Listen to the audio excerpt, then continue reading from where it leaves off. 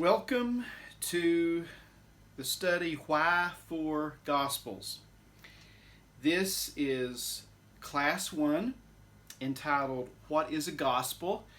And this is Video 1. What is a gospel? The Gospels that constitute the major part of our New Testament are similar to, but not equivalent to, ancient public biographies. Ancient public biographies were not intended to give a full account of the life written about. An ancient public biography was basically an interpretation of the public activity of the person written about. They contain both history and myth shaped by the author for a particular purpose. Now, the Gospels are similar in format and intention, of ancient public biographies. Our canonical Gospels, Matthew, Mark, Luke, and John, are accounts of the public life, the message, the teachings, the key public actions, the death and resurrection of Jesus. And like all ancient public biographies, they show little interest in his personal life before his public ministry began. Now, a canonical gospel, Matthew, Mark, Luke, and John, a canonical gospel is primarily, first and foremost, proclamational. Now, the word scholars use is the word theological. Gospel is primarily theological. I like the word proclamational because it seems to communicate better, though it basically means the same as what the scholars mean when they use the word theological. A canonical gospel, Matthew, Mark, Luke, and John, these gospels are proclamational. Now, a gospel is a religious document. It's not a historical document. It is a religious document presenting a theological and spiritual interpretation of the person and work of Jesus for a particular community of faith. That community can be a church, or it could be churches of a particular geographical area. These Gospels were written to particular faith communities. They emerged out of particular faith communities. The Gospels did not fall down from heaven on the wings of angels. They originated out of faith communities, and they were written to those faith communities. So they are religious documents intended to teach spiritual truth gleaned from the life and work of Jesus, gleaned from the mission and ministry of Jesus. Those who wrote the Gospels and the communities out of which these Gospels emerged believed that God was present and had acted in Jesus in definitive ways, and they believed that the Spirit of Christ was present in their personal lives and in their community, guiding them in the way of Jesus. The Gospels were written to empower their lives of discipleship to Christ and to sustain them on their faith journey. They are religious documents, not historical documents.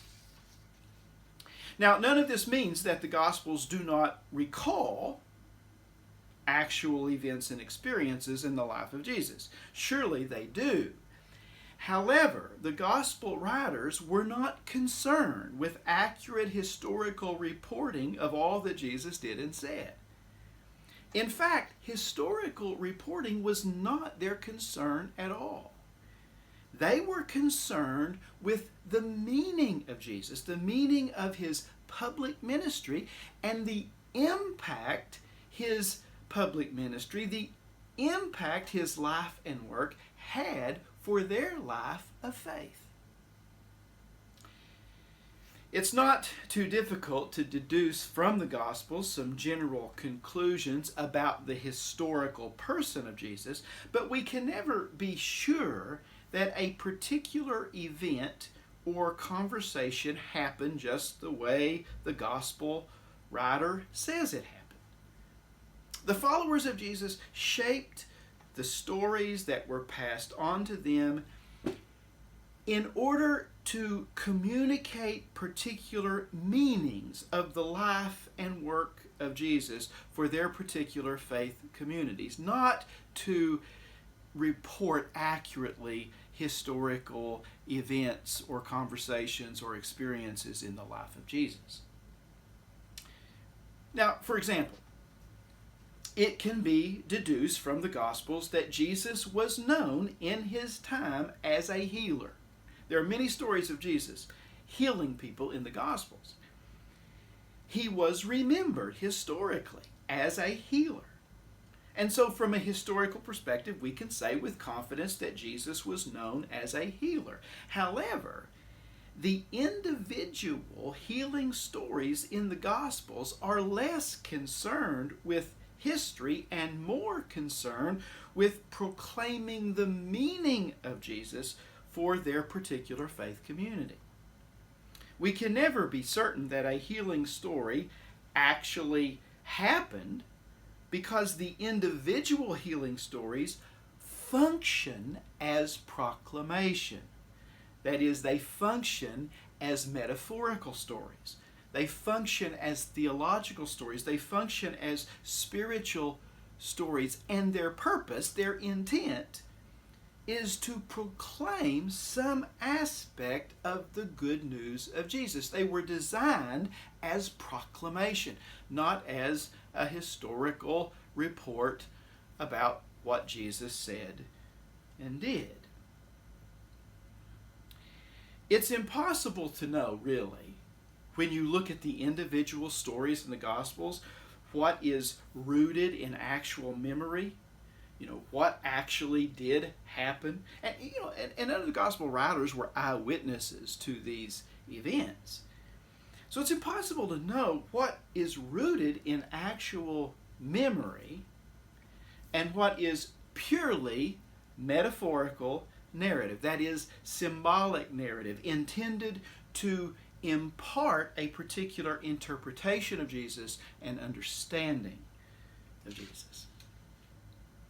So, what is a canonical gospel?